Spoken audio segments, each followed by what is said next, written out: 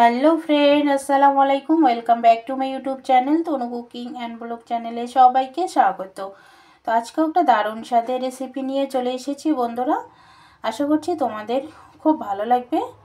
তো আজকের রেসিপি হলো আমার মালপোয়া রেসিপি। এই মালপোয়া রেসিপিটি খুব সামান্য উপকরণ দিয়ে আর খুব কম সময়ের মধ্যে তোমরা ঝটপট বাড়িতে বানিয়ে নিতে পারবেন। তো দেখবেন মালপোয়াটি খেতে খুবই ভালো লাগবে।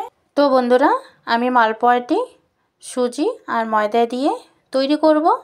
তো দেখতে পাচ্ছেন মালপোয়াটি কিন্তু দেখতে খুবই সুন্দর হয়েছে, খেতেও দারুণ হয়েছে। তাহলে শুরু করা যাক আমার রেসিপিটি।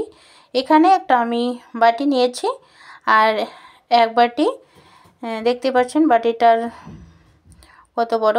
তো এক বাটি আমি ময়দা নিয়েছি আর এক বাটি সুজি নিয়েছি আর এক বাটি কম চিনি দিয়ে দিলাম দেখতে পাচ্ছেন। আর একটু সামান্য পরিমাণ লবণ দিয়ে দিলাম। আমি এই কয়েকটা উপকরণ দিয়েই কিন্তু মালপোয়াটি তৈরি করব। একটু সবগুলো এভাবে মিক্স করে নিচ্ছি। তো দেখতে পাচ্ছেন আমি ব্যাটারটাকে এভাবে একটু মিক্স করে নিচ্ছি। মিক্স করে নিয়ে নিলাম। এখন গরম উষ্ণ জল দিয়ে আমি ব্যাটারটা তৈরি করব।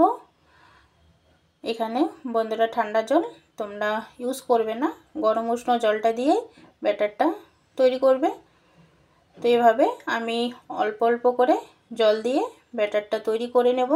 দেখতে পাচ্ছেন ব্যাটারটার ঘনত্ব কতটা, না পাতলা না ঘন। ব্যাটারটা খুব সুন্দরভাবে তৈরি হয়ে গেছে। ব্যাটারটা যত সুন্দর তৈরি হবে ভালো হবে, মালপোয়াটা কিন্তু ততটাই ভালো হবে।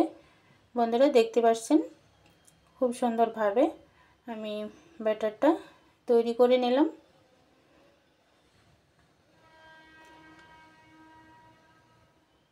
তো আমার ব্যাটারটা তৈরি করা হয়ে গেছে। এখন আমি কিছুক্ষণের জন্য রেস্টে রেখে দেব। রেস্টে রেখে দিলে, যেহেতু আমি এখানে সুজি দিয়েছি, সুজিটা দেওয়ার কারণে একটু রেস্টে রেখে দিতে হবে সুজিটা। তো আমি দেখছেন এখানে আমি ঢেকে কিছুক্ষণের জন্য আমি কিন্তু রেস্টে রেখে দেব। দেখতে পাচ্ছেন একটা হাতা দিয়ে আমি দেখিয়ে দিচ্ছি তোমাদেরকে যে ঘনত্বটা কতটা হয়েছে। তো এদিকে একটা আমি কড়াই বসিয়ে দিয়েছি।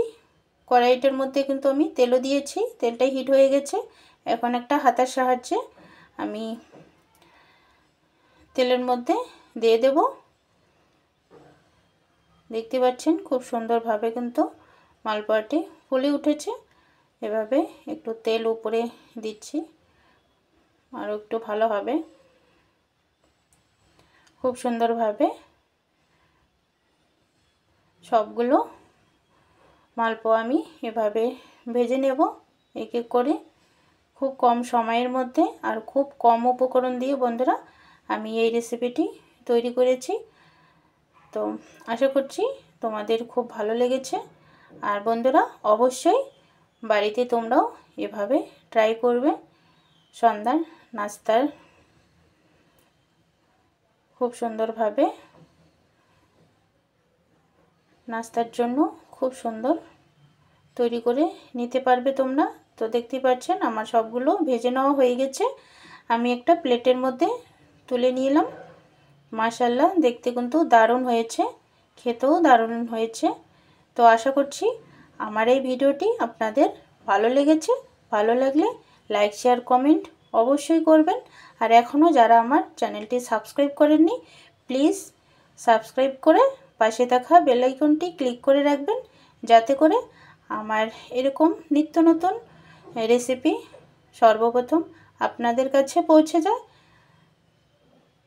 তো সবাই ভালো থাকবেন, সুস্থ থাকবেন।